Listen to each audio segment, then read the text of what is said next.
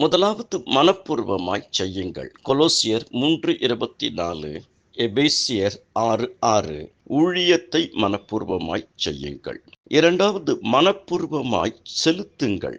லேவியராகமம் 22:29, சங்கீதம் 96:7, சங்கீதம் 29:1-2. மூன்றாவது மனப்பூர்வமாய் கொடுங்கள். யாத்திராகமம் 25:2, 1 நாளாகமம் 29:9, 14, 17. மனப்பூர்வமாய் ஒப்புக்கொடுங்கள். நியாயாதிபதிகள் 5, 2வது வசனம், 9வது வசனம். ஐந்தாவது மனப்பூர்வமாய் மன்னியுங்கள். மத்தேயு 18:35, கொலோசியர் 3:13, எபேசியர் 4:32. ஆறாவது மனப்பூர்வமாய் கீழ்ப்படியுங்கள். ரோமர் 6:17. ஏழாவது மனப்பூர்வமாய் கர்த்தருடைய மந்தையை மேய்த்திடுங்கள். 1 பேதுரு 5வது அதிகாரம் 2, 3.